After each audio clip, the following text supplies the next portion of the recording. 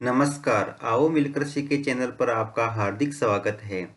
इस वीडियो में हम कक्षा 8 भौतिक विज्ञान की दैनिक पाठ योजना बनाना सीखेंगे, जो कि 2 वर्षीय बीएड व 4 वर्षीय बीएससी बीएड करने वाले छात्राध्यापिका के लिए उपयोगी है। ये पाठ योजना राजस्थान बोर्ड द्वारा निर्धारित नवीनतम पाठ्य पुस्तक पर आधारित है। इस पाठ योजना में प्रकरण लिया है सरल मशीनों के प्रकार, जिसमें शिक्षण बिंदु है नत समतल व पहिया, उत्तोलक व गिरनी, पच्चर या वेज एवं पेच। तो चलिए शुरू करते हैं। सर्वप्रथम लिखेंगे विद्यालय का नाम जहां आप इंटर्नशिप कर रहे हैं। कक्षा 8 विषय भौतिक विज्ञान, प्रकरण का नाम सरल मशीनों के प्रकार।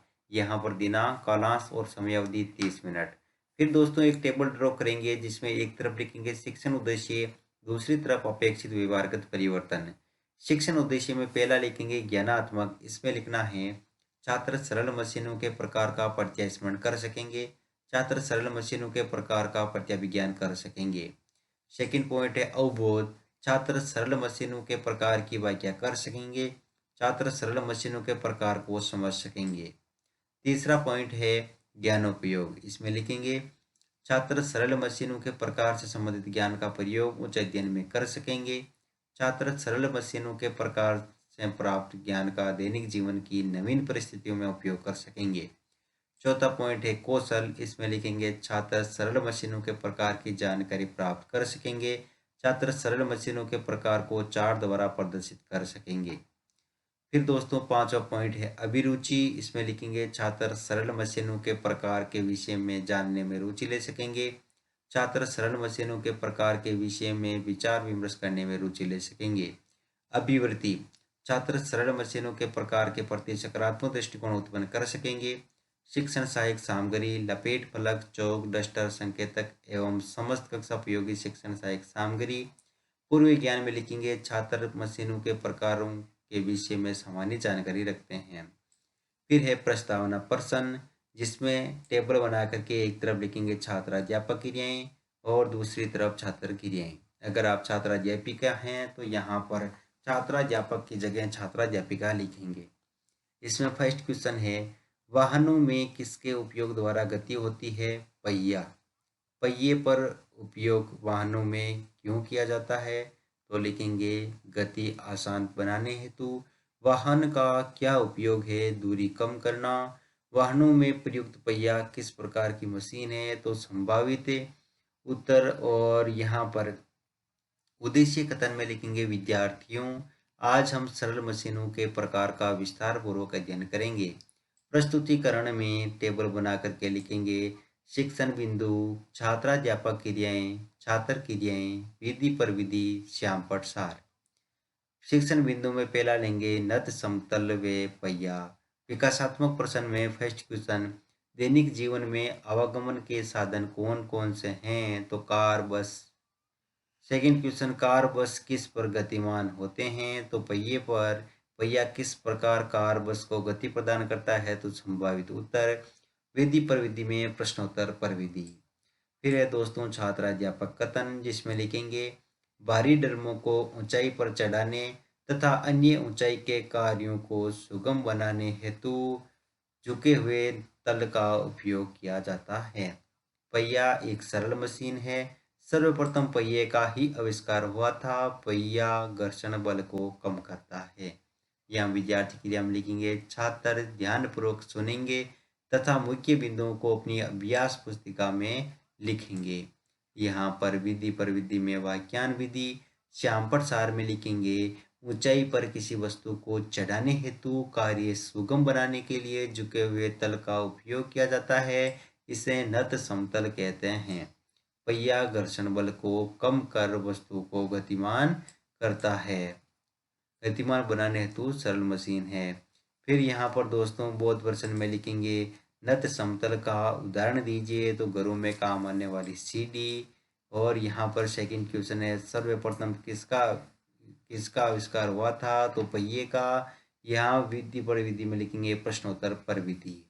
फिर दोस्तों सेकंड शिक्षण बिंदु है उत्तोलक व गिरनी, जिसमें विकासात्मक प्रश्न में फर्स्ट क्वेश्चन लिखेंगे घरों में रोटियां बनाने हेतु किसका उपयोग किया जाता है? तवे का। गरम तवे को उठाने हेतु किसका उपयोग किया जाता है? चिमटे का। चिमटा किस प्रकार की मशीन है? तो संभावित उत्तर विधि परिविधि में प्रश्नोत्तर परिविधि। फिर है छात्र अध्यापक कथन, जिसमें लिखेंगे सब्बल लोहे की एक लंबी व भारी छड़ की सहायता से बाहर की ओर उठाया जाता है। सब्बल एक प्रकार का उत्तोलक है। वस्तुओं के लिए उत्तोलक के एक सिरे पर बाह्य बल लगाया जाता है, जिसे आयाम कहते हैं। उत्तोलक जिस सहारे के चारों ओर घूम सकता है उसे आलंब कहते हैं। गिरनी एक छोटा सा पहिया होता है। पहिया अपने गुरुत्व केंद्र से जाने वाली तथा स्वयं के तल के लंबवत दूरी के चारों ओर स्वतंत्रता पूर्वक घूमता है। यहाँ विद्यार्थी क्रिया में लिखेंगे, विद्यार्थी ध्यानपूर्वक सुनेंगे तथा मुख्य बिंदुओं को अपनी अभ्यास पुस्तिका में लिखेंगे। विधि परिविधि में वाक्यान विधि, यहाँ पर श्यामपट सार में लिखेंगे, उत्तोलक एक लंबी मजबूत छड़ होती है जिसे चारों ओर घुमाया जा सकता ज्यादा है।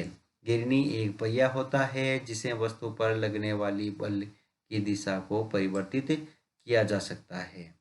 बोध प्रश्न में लिखेंगे, लंबी मजबूत छड़ जो उत्तोलक के रूप में कार्य करती है क्या कहलाती है? सब्बल। सेकंड क्वेश्चन, गिरनी से किसकी दिशा परिवर्तित हो जाती है? तो बल की। विधि परिविधि में प्रश्नोत्तर परिविधि। तीसरा शिक्षण बिंदु है पच्चर या वेज एवं पेंच। विकासात्मक प्रश्न में फर्स्ट क्वेश्चन, लकड़ी कौन काटता है? लकड़हारा। लकड़हारा लकड़ी काटने हेतु किसका उपयोग करता है? कुल्हाड़ी का।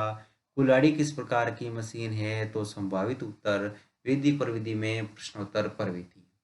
फिर है छात्राध्यापक कथन, जिसमें लिखेंगे, कुल्हाड़ी में दो परस्पर झुके हुए तल होते हैं जिनसे यह आगे से तीखी तथा पीछे से मोटी होती है। इस आकृति को वेज आकृति कहते हैं। पेंच दो भागों को कसने के काम आता है। पेंच में शेष चूड़ियां व नोक होती है। फिर है दोस्तों यहाँ पर विद्यार्थी की हम लिखेंगे, विद्यार्थी ध्यानपूर्वक सुनेंगे तथा मुख्य बिंदुओं को अपनी अभ्यास पुस्तिका में लिखेंगे। विधि परिविधि में वाक्यान विधि, श्यामपट सार में लिखेंगे, वेज आकृति युक्त सरल मशीनें वेज कहलाती है। जैसे कुल्हाड़ी पेंच वह सरल उपकरण है जो दो भागों को परस्पर जोड़ने के काम आता है। फिर है दोस्तों यहाँ पर बोध प्रश्न, जिसमें फर्स्ट क्वेश्चन लिखेंगे, कुल्हाड़ी किस प्रकार की मशीन है? तो वेज। पेंच कितने भागों को जोड़ता है? दो। विधि परिविधि में प्रश्नोत्तर परिविधि।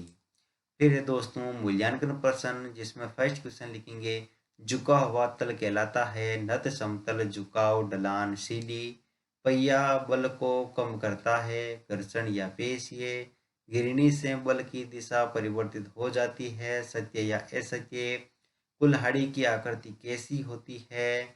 नत समतल के उपयोग लिखिए। गृह कार्य में लिखेंगे, सरल मशीनों के प्रकारों का वर्णन कीजिए। अंत में पर्यवेक्षक टिप्पणी।